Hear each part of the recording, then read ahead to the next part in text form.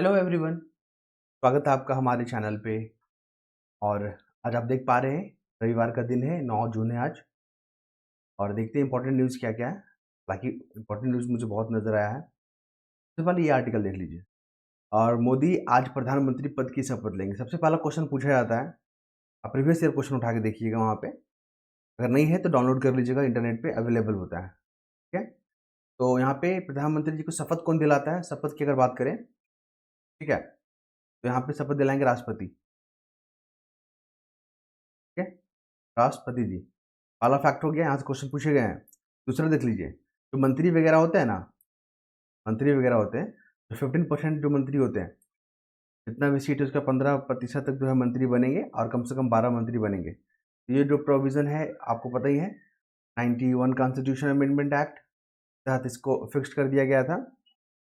तो इसकी भी शपथ जो है राष्ट्रपति जी ही दिलवाएंगे। यहाँ तक क्लियर है। चलिए, और प्रधानमंत्री बनने के लिए आपको वही एमपी वाला जो क्राइटेरिया होना चाहिए, 25 ईयर होना चाहिए, भारत का नागरिक होना चाहिए, सिटीजन होना चाहिए आपको, और दिवालियापन जैसे लक्षण आपके अंतर्गत नहीं होना चाहिए। अब देखिए यहाँ पर बांग्लादेश प्रधानमंत्री पहुंचे हंसे नहीं। हमारी जो नेबर कंट्री है ना, जैसे हमारा ये प्यारा सा भारत है, श्रीलंका है, और ये उत्तर वाला भारत है, ये हमारा क्या है। तो कुल मिलाकर अगर देखिए तो जो हमारे पड़ोसी जो कंट्री है ना, उनके साथ संबंध हमारे मजबूत हैं। हमारा पॉलिसी भी है ना, फर्स्ट पड़ोसी नीति, उसके तहत जो है हमारे जितने भी नेबर कंट्री है, जैसे सार्क के मेंबर हो गए, या आपके बिम्स्टेक के मेंबर हो गए, या हमारे जो इंडिपेंडेंट वाले जो जितने भी यहाँ पे पड़ोसी देश हैं, उनके प्रमुखों को यहाँ पे इनवाइट किया गया है शपथ समारोह में। तो ये है बांग्लादेश के शेख हसीना, ये मालदीव के, जिनके साथ विवाद चल रहा था, आपने देखा होगा। काफ़ी 1-2 महीना तक यहाँ पे क्राइसिस चला था सैनिक को वापस लेने के आधार पे, क्योंकि ये चाइना इन्फ्लुएंस जो है राष्ट्रपति जी हैं, ठीक है। और ये भूटान के हैं, ये यहाँ पे बहुत सारे जो कंट्री से आए हुए हैं। कुल मिलाकर आपको देखना है कि पहला जब 2014 में जब शपथ लिए थे ना प्रधानमंत्री जी, उसमें जो है ना सार्क आया था। सार्क के जितने भी मेंबर है ना, उनको इनवाइट किया गया था। जब 2019 में बने प्रधानमंत्री जी, तो बिम्स्टेक का वहाँ पे, बिम्स्टेक जो है ना, उन तमाम देशों को यहाँ पे इनवाइट किया गया। और अभी क्या किया गया, जितने भी पड़ोसी देश हैं और सार्क के मेंबर है, उनको इन्वाइट किया गया। सारे लोग जो है पहुँच रहे धीरे धीरे करके। ठीक है। यहाँ पे आप देखोगे लोकसभा में विपक्ष, ये आर्टिकल को जो मैंने पढ़ा, यहाँ पर विपक्ष के बारे में बात किया गया है। अगर विपक्ष का नेता बनना है ना आपको लोकसभा में, तो जितना भी सीट है टोटल, उसका 1/10 सीट लाना होगा। जैसे 543 सीट है ना, उसका 1/10 कितना हो गया, लगभग लगभग 55 सीट हो गया। यहाँ पर कांग्रेस जो है 99 सीट लेके आई है। तो यहाँ पे अब लोकसभा के जो अपोजिशन लीडर है वो राहुल गांधी जी बनेंगे यहाँ पे। ठीक है, ये कांग्रेस के अध्यक्ष हैं। तमाम क्वेश्चन पूछे जाते हैं, ध्यान रखेंगे आप। इसके बाद देखिए मणिपुर में जो हिंसा हुआ है अभी भी चल रहा है।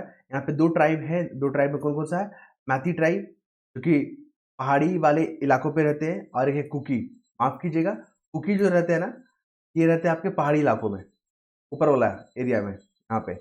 और जो घाटी में रहते हैं वो रहते हैं मैतई। यहाँ से क्वेश्चन पूछा गया है, दोनों ट्राइबल कहाँ बिलोंग करते हैं, मणिपुर में। मणिपुर में कौन कौन सा नेशनल पार्क है वो भी याद रखेंगे। किम लॉन्ग करके पार्क है ना, वो इस क्वेश्चन पूछने की पूरी संभावना लग रहा है मुझे। देखिए यहाँ पे जब मैंने ये आर्टिकल को पढ़ा, दिल्ली में मानसून 27 जून से पहुंचने की संभावना है। तो जो एग्जाम में क्वेश्चन पूछे जाते हैं, यहाँ पे ये वाला दक्षिण पश्चिम मानसून, साउथ वेस्ट मानसून बोलते हैं इसको। पूरे भारत में जो वर्षा होता है, जो बारिश होता है, 80% इसी मानसून से होता है, याद रखेंगे आप। इंपॉर्टेंट फैक्ट है, क्वेश्चन पूछे जा चुके हैं। फिर हमने आगे जो बढ़ा, तो कंगना रनौत वाला केस आपको पता ही, इन पे थप्पड़ जो जड़ दिया गया है। एक जो है यहाँ पे जो किसान आंदोलन हो रहा था, तो उनके जो समर्थक थे, जो कि सीआईएसएफ में थे वो, ठीक है, उनके द्वारा इन पे थप्पड़ जड़ दिया गया है। तो ये विवाद का मामला बना हुआ है। देखिए आप पे आगे क्या होता है। हालांकि उनको सस्पेंड कर दिया गया है, जो वहाँ पे कांस्टेबल थी सीआईएसएफ की। फिर आगे बढ़े तो हम लोग एक आर्टिकल जो पढ़ा मैंने, डीप फेक, ये बहुत न्यूज़ में है, क्वेश्चन पूछे भी जाएंगे करंट अफेयर में। ये डीप फेक, इसके लिए आपको मशीन लर्निंग और कंप्यूटर चाहिए। क्या होता है, रश्मिका मंदाना आपने देखा है ना, जो बॉलीवुड एक्टर है, उनका केस, यहाँ तक अमित शाह जी के बारे में क्या किया जा रहा है ना, डीप फेक के माध्यम से, यहाँ पे मशीन लर्निंग और कंप्यूटर जो है, पावरफुल कंप्यूटर के माध्यम से लोगों के जो फेस में जो है ना, फेस रिकॉग्नाइजेशन है, वहाँ पे अमेंड किया जा रहा है। जैसे कि आपको ऐसा प्रतीत होगा ना कि वो रश्मिका मंदाना ही है। जैसे मान लीजिए आपका जो फेस है ना, किसी दूसरे के फेस से ऐसा टैली करवा देगा कि लग रहा है कि वो आप ही हैं। ठीक है, इसको डीप फेक बोला जाता है।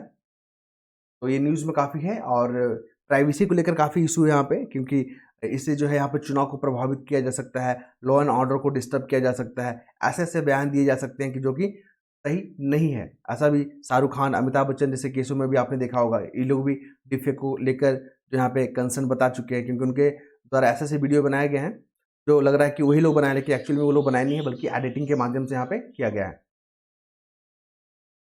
फिर आगे जब हम लोग चलेंगे तो यहाँ पर स्मार्ट विलेज मुझे कुछ खास नज़र नहीं आया, और अपराध तो आप लोगों को पता ही है। देखिए, चाइना के साथ, चाइना भी हमारा पड़ोसी कंट्री है, लेकिन हमें चाइना को जो है यहाँ पे विवेक या जो होता है ना, तमाम कसौटियों पे इसको अभी खड़ा उतरना है, एक बेहतर और एक विश्वासी पड़ोसी बनने के लिए। तो देखिए, भारत और चाइना के बीच में जो विवाद है वो है सीमा विवाद को लेकर। हालाँकि पानी को भी लेकर है, ब्रह्मपुत्र को भी लेकर है, लेकिन सीमा विवाद ज़्यादा है यहाँ पे। कि एलओसी जो है ना, माफ़ कीजिएगा, LAC, line of actual control, इसको चाइना नहीं मानता, भारत इसको मानता है। इसी को लेकर विवादित है। मैकमोहन लाइन आपने नाम सुना है? मैकमोहन क्वेश्चन बहुत पूरा पूछा गया है, मैकमोहन लाइन। ये चाइना और भारत के बीच में जो है बाउंड्री डिसाइड करता है। रेड क्लिफ जो है भारत और पाकिस्तान के बीच में। डुरंड जो लाइन है वो आपका भारत और अफगानिस्तान के बीच में। ये तमाम फैक्ट को आपको ध्यान रखना, ये क्वेश्चन रिपीट किए जा चुके हैं और आगे भी पूछे जा सकते हैं। तो यहाँ पे जब हम लोग पढ़ेंगे, यहाँ पे मैं एडिटोरियल पेज मैंने यहाँ पे पूरा पढ़ा, तो जो जो इंपॉर्टेंट नज़र मैं आपको बता देता हूँ। विनोबा भावे, इनका नाम याद रखिएगा। जब 1940 में जब व्यक्तिगत सत्याग्रह चल रहा था ना, सबसे पहले जो व्यक्तिगत जो सत्याग्रह के जो सत्याग्रही थे यही थे, विनोबा भावे। सेकंड पे कौन थे? जवाहरलाल नेहरू। ठीक है। थर्ड पे कौन थे? बृहदत्त करके एक नेता थे, वो थे। ये हो गया। जब मैंने यहाँ पे पूरा आर्टिकल पढ़ा इसको, और तो देखिए, अभी जो लोकतंत्र है हमारा, जहाँ पे पक्ष भी और विपक्ष भी दोनों मजबूत में है, तो वही एक्चुअल में जो है लोकतंत्र होता है। यहाँ पे विपक्ष भी जो है अपनी बातें को रखेगा, पक्ष भी अपनी बातें को रखेगा, दोनों में विचार विमर्श चलेंगे और तब जाके वहाँ पे आम सहमति बना जाएगा। तो ऐसे में अब क्या हो गया, सदनों को चलाने में दिक्कत नहीं होगा, क्योंकि दोनों को सहमति चाहिए। पहले क्या था कि एक पार्टी ज़्यादा डोमिनेट कर रही थी, फिर यहाँ पे समितियों का संचालन करने में दिक्कत नहीं होगा, संविधान के अनुसार चलेगा। ठीक है। लोकतांत्रिक जो विधि थी उसको मनाया जाएगा, अधिनायकवाद को खत्म कर दिया जाएगा। ये हो गया। उसके बाद अगर आप देखोगे, ये बोल रहे हैं कि जो भी विपक्ष में भी आए हैं चुन के, कि अब तो सामाजिक आर्थिक जाति जनगणना होना चाहिए। लोग अपना एजेंडा तय कर रहे हैं, इंडिया गठबंधन वाले लोग। और 160 कॉन्स्टिट्यूशन अमेंडमेंट एक्ट याद रखिएगा, बहुत इंपॉर्टेंट है। ये किससे जुड़ा हुआ है? तो महिलाओं को आरक्षण से जुड़ा हुआ है, जो लोकसभा और विधानसभा में दिया जाएगा। हालांकि इसको लागू नहीं किया गया, लेकिन बिल पार हो चुका है। मनरेगा 2005 में बना था, जिसमें 100 दिनों का रोजगार आपको मिलता है। नागरिक संशोधन अधिनियम CAA, जो कि 5 कंट्री है, बांग्लादेश, पाकिस्तान, अफगानिस्तान, म्यांमार, ये जो 5 कंट्री से जो अल्पसंख्यक है उनको यहाँ पे नागरिकता देने का काम कीजिएगा।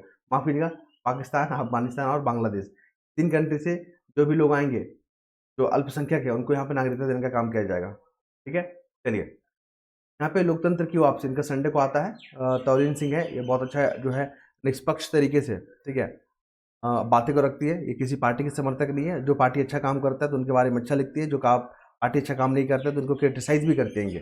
तो उसी संदर्भ में अगर हम लोग देखें, तो सिलेंडर एलपीजी कनेक्शन, मैंने पूरा आर्टिकल को पढ़ा, तो उज्ज्वला योजना इंपॉर्टेंट है, बार बार न्यूज में आ रहा है। उज्ज्वला पूछेगा कि उज्ज्वला योजना किससे जुड़ा हुआ है। अभी बीपीएससी का एग्जाम हुआ था तो पीएम कुसुम पूछ दिया था किससे जुड़ा हुआ था, तो जुड़ा हुआ था आपका सोलर पंप से। उसी प्रकार उज्ज्वला योजना जो है आपका सिलेंडर से, एलपीजी कनेक्शन से जुड़ा हुआ है, और यहाँ पे ये बात की गई है। कुल मिलाकर यहाँ पे इस आर्टिकल में यही बात की गई कि जो यहाँ पे यूपी में बीजेपी क्यों हारी, इसके पीछे क्या कारण थे। ठीक है। और वहाँ पे विपक्ष को ज़्यादा सीटें क्यों मिली, क्योंकि उन्होंने एक्चुअल मुद्दा उठाया था, महंगाई को लेकर, बेरोजगारी को लेकर, दलितों को लेकर, वहाँ पे उन्होंने विश्वास जगाया उनमें।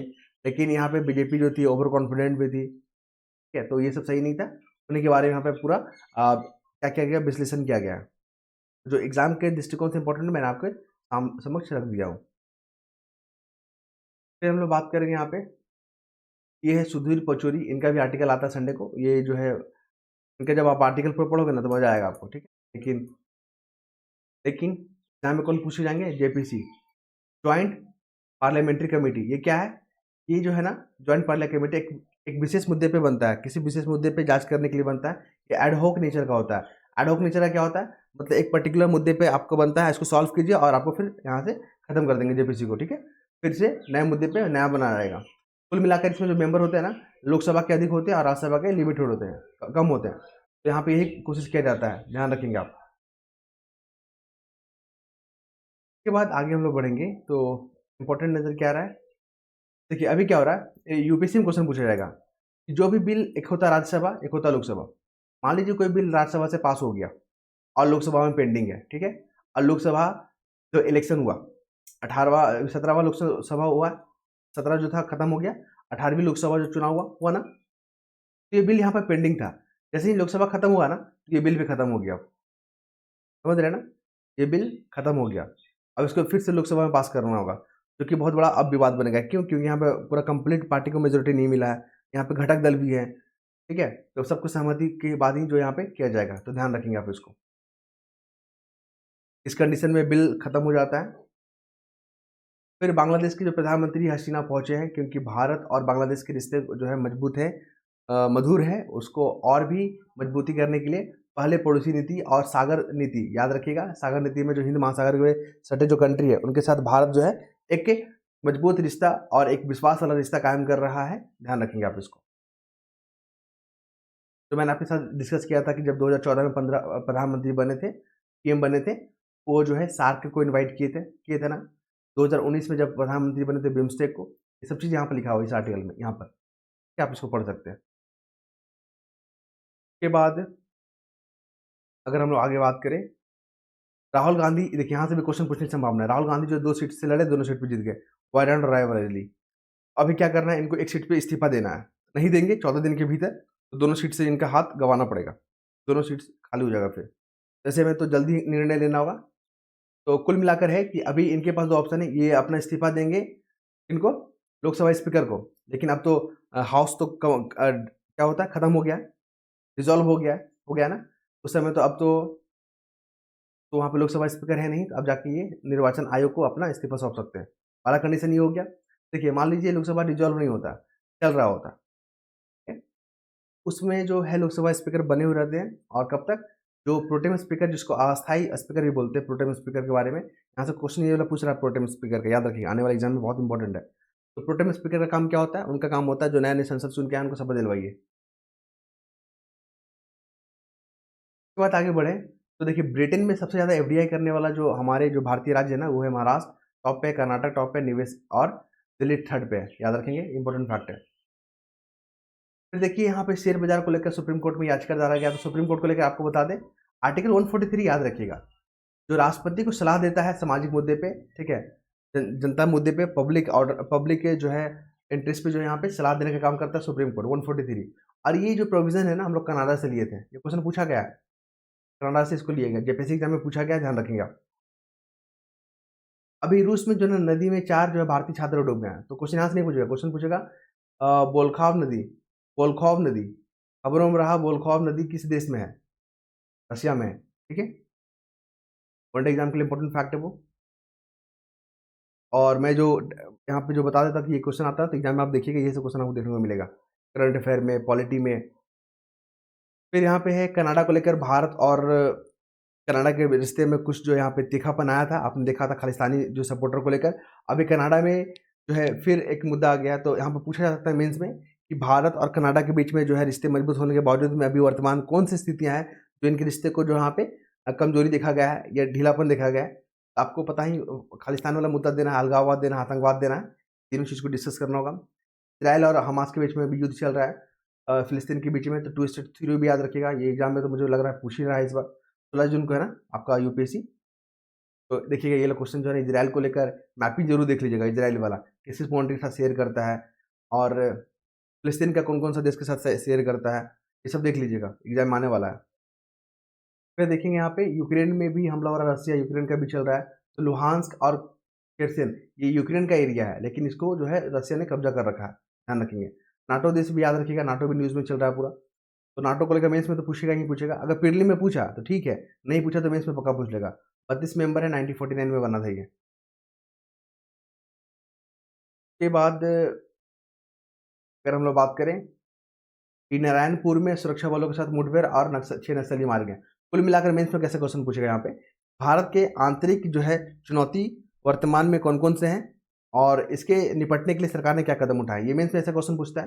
तो आप इंटरनल सिक्योरिटी की अगर बात करें चैलेंजेस में, तो नक्सली को दीजिएगा, आतंकवाद को दीजिएगा, भ्रष्टाचार को दीजिएगा, ठीक है, लॉ एंड ऑर्डर को दीजिएगा। ये तमाम चुनौतियां जो मौजूद हैं इंटरनल सिक्योरिटी को लेकर, सरकार ने इससे निपटने के लिए कई तमाम योजनाएं और स्कीम जो है इसको लॉन्च किए हैं, ध्यान रखेंगे आप इसको।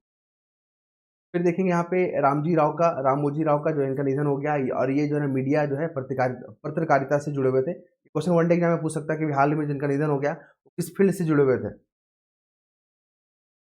उसके बाद स्पोर्ट्स सेक्शन में आते हैं। स्पोर्ट्स सेक्शन में मुझे जो खास नजर आया है, फ्रेंच ओपन खिताब जो है टेनिस से जुड़ा हुआ है, ईगा, ठीक है, ये महिला में है, जीता है इन्होंने। ये तमाम फैक्ट को याद रखिएगा। और टेनिस वाला जो चार होता है ना, अमेरिका, ऑस्ट्रेलिया, विंबलडन, और एक और है मुझे रिकॉल नहीं कर पा रहा हूँ, तो चारों को देख लीजिएगा। खास करके पुरुष ने कौन कौन सा अवार्ड जीता है, महिला ने कौन कौन अवार्ड जीता है, बीपीएससी, जेपीएससी जैसे एग्जाम में, तमाम एग्जामों में इसको टारगेट किया जाता है। फिर देखिए यहाँ पे चेस को लेकर, शतरंज को लेकर, कार्लसन जो है नॉर्वे के हैं और ये टॉप हो गए, और अपने भारत के जो प्रज्ञानंद है वो तीसरे स्थान पर है। ये तमाम फैक्ट था, मैंने आपके साथ शेयर किया। आई होप आपको चीज़ें अच्छे लग रहे होंगे। अगर आपको हमारा प्रयास अच्छा लगता है तो अपना फीडबैक जरूर दें, और फिर अगला मुद्दे पे हम लोग मिलेंगे। धन्यवाद।